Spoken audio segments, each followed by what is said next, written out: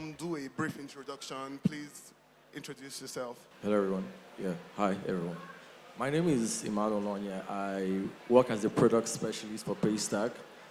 We all know Paystack. Paystack is a startup in Nigeria and Africa at large that's focused on helping you collect payments from your customers. So helping businesses collect payments is our primary modus operandi, essentially.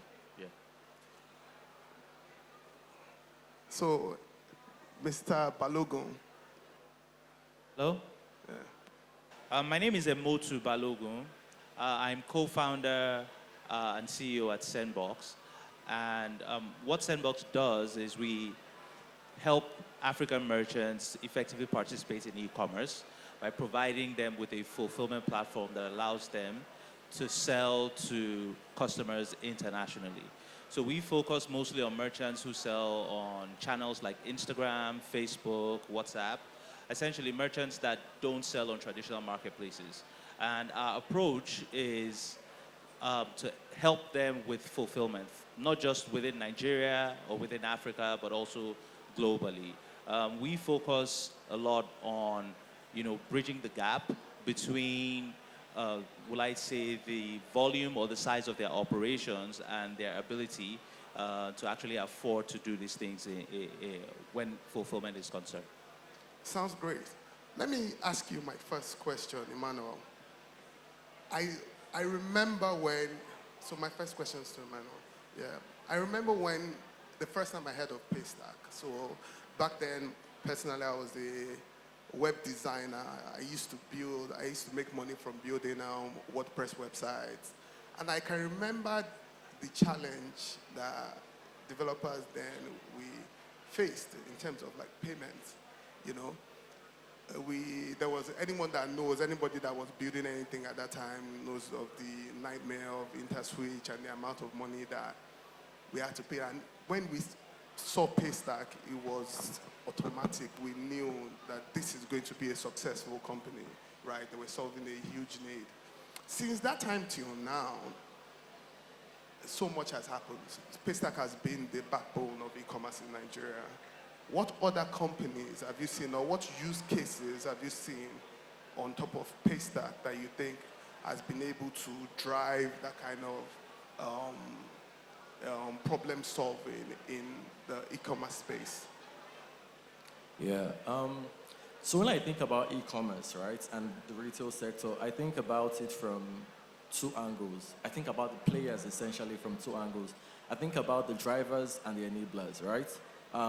Speaking to the drivers, we're talking about the people who actually, the major players, right? The B2B e-commerce players, the B2C e-commerce players, the classifieds. By classifieds, I mean the AutoCheck, the GG, the B2Bs, that's the likes of the Sabis, the Alezos, that help businesses get to the manufacturers or to the farmers. And then we have B2Cs, the Jumias, the Kongas, and many other players that I like to classify as drivers, right? Now, for the enablers, these are people who help these players or who help retailers essentially achieve their goal. And I like to think of it from several angles also. So payments, like what Paystack is doing, helping these retailers get their money. We have the likes of Seller, right? So these guys who provide tools, tooling. So the sellers, the Paystack, the Flutterwave. We have those doing SME banking also. We have the guys who do BNPL, the Carbons, the CD Care, right? We have guys who are doing lending, right? It's amazing to see what lending fintechs are doing right now, particularly for the retailers and the SME space. So there are a lot of players, right, that are both enabling and driving e-commerce in Nigeria and in Africa at large. And it's just amazing to see what can still come out from this space, essentially. Yeah. Wow, thank you. So, Emotu, your space, a lot of people say that logistics is the graveyard of startups in Nigeria. I'm not sure if there's any other space that has had that percentage of failed startups. You know, my question to you is, earlier here, for those that were here when the co-founder of First Delivery spoke, she made a statement that one of the problems she had was rejecting orders. I know that that happens in logistics. That's one of the, you won't even hear that in many other spaces. You won't hear Paystack say they were rejecting people's money. But in logistics, you'll see companies that you probably have passed through that, the problem of scale. How has technology been able to help you scale? How are you solving the problem of scale? And Okay, so in the logistics space, I think one of the biggest challenges that isn't immediately obvious is the fact that it is a combination of, utilizing technology, but it's also a combination of utilizing people at the same time. Well, every business does utilize people to some extent, but the nature of logistics is one where if an item needs to be delivered, we're not yet in the era where it's 100% automation, robots can go do the deliveries and things like that. And so there are a lot of other factors that customers and, will I say, merchants don't immediately see when it comes to the operations of e-commerce and the operations of logistics. And so looking at it from that angle, one of the things that I think helps businesses to be successful is, first of all, it makes sense to identify what processes you think you can automate, what processes you think you can repeat through automation, and what processes you think are outliers, right? So one of the reasons why a lot of things are, in the space of logistics, you hear things about rejections of orders and things like that, is it just doesn't make a lot of business sense for these businesses to do so. And so my own background is, I'm a software developer. That's my original background. I've also had a lot of experience in e-commerce before moving into this. And so one of the things that we prioritized as a company from the beginning is to try to figure out ways in which a lot of processes can be self-serving, can also be, automated. Computers, servers cost money, but for the most part, the individual tasks that they need to do, once they're done right, they can just keep working, right? And so scalability in a business like ours is heavily dependent on your ability as an organization to automate a lot of your processes. Automate the booking process, automate, the routing information, automate the communication, and then leave the things that have to be done by human beings down to a bare minimum. Anything that you can't have a computer do, right? And so that's one of the ways in which we can focus on it and really scale when it comes to these things. so in e-commerce, right, in Nigeria, we have Jumia, Konga, those are like the big names. And when I remember back maybe about 10 years ago in the early days of e-commerce in Nigeria, they were one of the first companies you would ever hear raising $20 million, $40 million. And I know that there was a really down time where e-commerce almost seemed like it's not even working. And it's even arguable today that it's not, there's no one solution, there's no one company that, Instagram is probably the biggest e-commerce platform in Nigeria, even though it's meant to be a media platform. So what do you see, this is for you, Emmanuel, what do you see as the future of e-commerce? Do you see, is there a solution, you're a product person, is there a solution that somebody hasn't discovered yet? Is there going to be a different architecture to e-commerce? What do you see as the future of e-commerce in Nigeria? I think, so when I think about e-commerce here, particularly in Africa, I know Africa is increasingly mobile, increasingly social. At the same time, a lot is still happening offline, right? And I think this is something that every founder or player in the e-commerce space needs to still think about. There's a lot of innovation going on. There's a lot to still do. There are lots of ways you can play in this space, but you still have to understand that there is an underserved population. The major population in Africa is underserved, and they are still very much offline, right?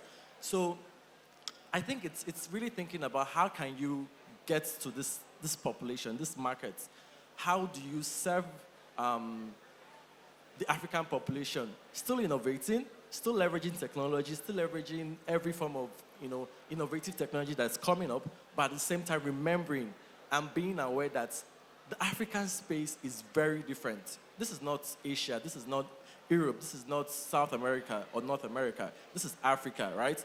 And our realities are different. So I think anyone who is going to win in this space, anyone who is going to join the people who are already thriving in this space to keep thriving, needs to understand that there are some specific realities, which is first and foremost that there's still a lot to do offline in the retail space, essentially, in Africa.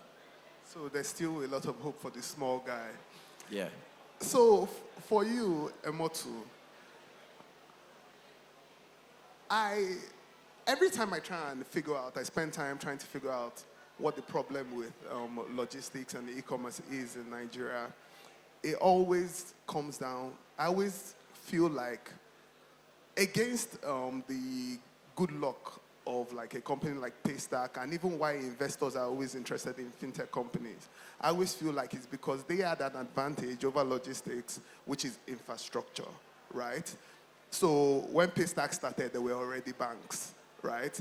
Paystack, they have to find vaults to store the money, and there were already there's CBN, and there's already an existing financial infrastructure in Nigeria. So that made it easy for them to just build a solution to leverage on, right? For logistics, you can argue that there's not that. Even when you look at regulations, you hear of people busting Okada men on the road and things like that. So I wonder that from your own perspective, how are you working to overcome these sorts of challenges? So I think that, and you're right, most of these challenges that you mentioned do exist, especially in the logistics space. But I think that a bigger challenge, which exists but is not immediately highlighted, is the fact that a lot of African businesses and a lot of African merchants want a better or an easier or a larger market that they can essentially tap into. So, I think about it, and this is how we think about the problem, right? It's less of an infrastructure problem, it's more of a supply and demand problem. There's a lot of activity going on offline. There's a lot of domestic or local activity going on. But at the same time, the market is in many ways cheaper than it should be, right? And so the end result is that people are not willing to invest a lot of resources into building out better infrastructure because it's just not worth it, right? And so if you look at a country like China or the US, the backbone of their e-commerce infrastructure or their e-commerce market is their logistics infrastructure. Like in China, you probably spend $1 to deliver something overnight.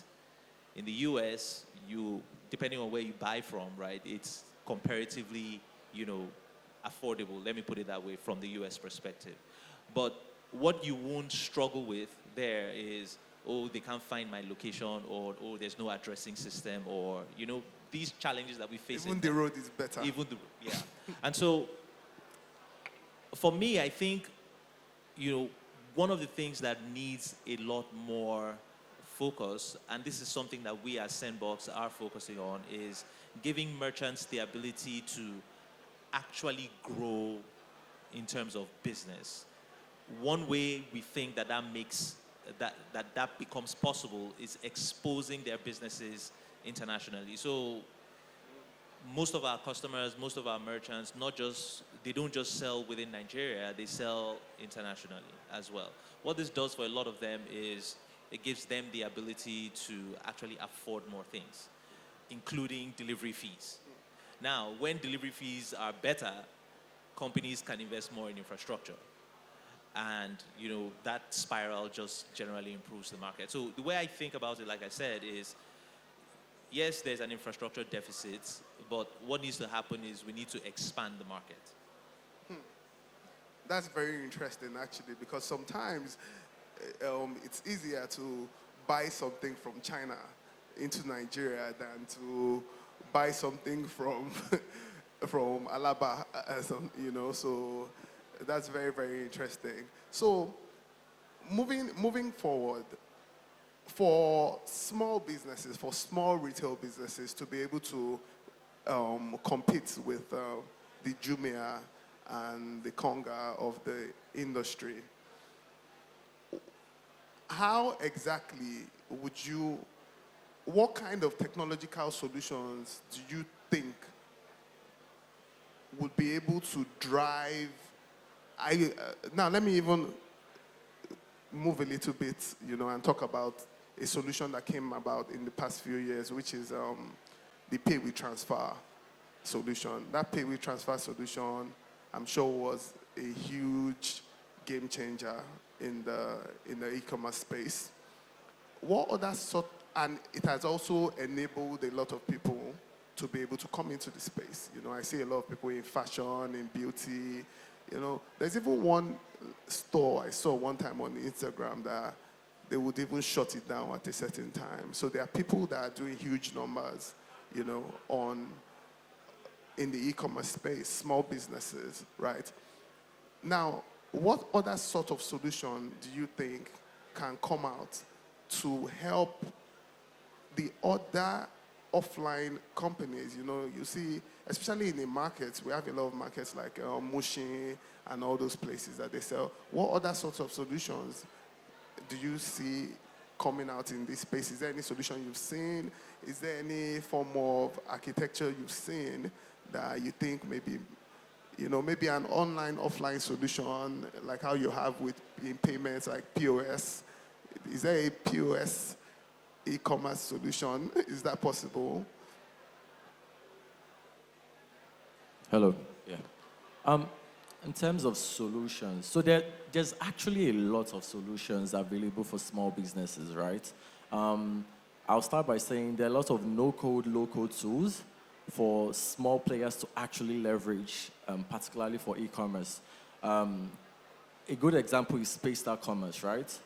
So Paystack has a commerce product that helps you as a small business put your product out there, right? So it's categorized into three. Essentially, there are three major things that we offer with Paystack Commerce. One is storefront. So you do not have to build an e-commerce website, for instance, right? All you need to do is onboard on Paystack, go to your dashboard, click storefront, put in your products, and boom, you're on the internet, right?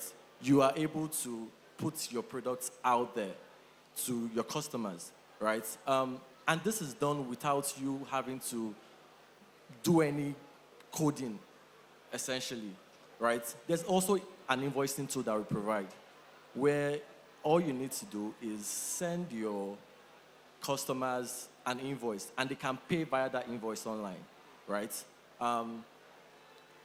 There are so many other players offering this. There's Seller out there, there's Vendees. There's so many players who are actually offering no-code, low-code tools that retail and commerce merchants can actually leverage. It's not until you are able to be on the scale of a Jumia or a Konga, you can actually start from wherever you are. I can tell you for free that there are so many small businesses that are leveraging these no-code tools that are doing heavy numbers that you can't even imagine. So you don't have to wait, right? There are people in Lagos market, in Idumota, who are leveraging this. And trust me, it's helping them get far and wide. Another thing that Paystack Commerce does for you is it connects you to logistics partners, right? So even when you get your customers, there are also ways for you to put this product or get this product to the end users, right? Through our logistics partners. So essentially, leveraging a lot of no-code, low-code tools made for Africans by Africans, right? These things are out there. They exist already. Another thing is in the space of analytics, right? Anyone who uses Paystack, for instance, who has checked out a Paystack dashboard would understand that Paystack helps you, even as for lack of a better word, an uneducated entrepreneur, right, to make business decisions. You will see insights on your dashboard that will help you make good business decisions, that would help you know the next step in your business, that will help you know how to make the next big business decision for you, right? And it's not so, like I said, these things come at no cost. So it's not until you raise money or you start a fintech startup or, you are a Jum. You can, as a retailer, as someone who plays in the commerce space, there are tools available for you to, make it, to do good business, to do big numbers, essentially, yeah. So we're almost out of time. My last question is for you, Emotu.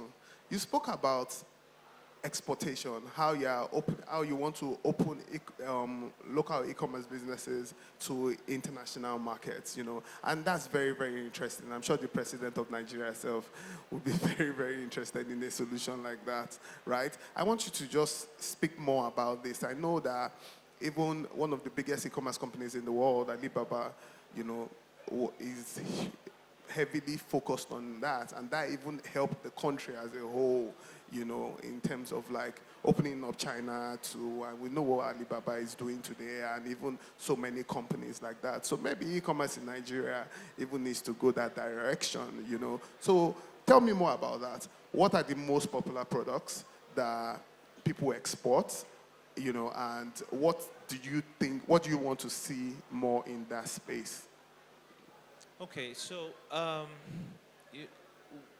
first of all, I think that it is going to be very advantageous for Nigerian and African businesses to focus on international markets.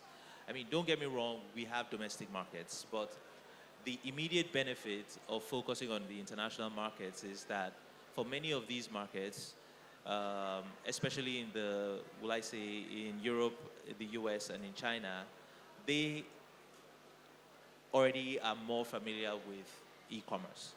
They are also in a position where their, earning power or spending power is better, right, than most of the African markets. And so one of the things that it does that is of an advantage to African businesses is it allows them to earn more money, right? Your ability to earn more money means that you can contribute more to your local society. And so for us at SendBox, we are focusing on building out and developing tools that allows local merchants, or African merchants, so to speak, to target these international markets. One of the things that we will be rolling out very soon is our business dashboard. That dashboard essentially allows merchants to do more things, not just within their local space, but also in terms of interacting with international customers. For many of the merchants that we deal with, we find that a good number of them manufacture things locally, especially in the fashion space. And then I would say some consumables like nuts and dried fruits and stuff like that. And these things are not readily available internationally, which is an advantage for African merchants. So for us and for the ecosystem as a whole, I think that it makes a lot of sense to see and find ways in which we can expand beyond our local markets. And that's one of the things that SendBox tries to focus on. Like you said, it worked for Alibaba. It worked for Amazon. and we believe that it will also work, for us too as well. Wow, that sounds very, very interesting. That sounds so great. So thank you very much. This is all we have time for. It was lovely. I want you guys to give them a hands of applause.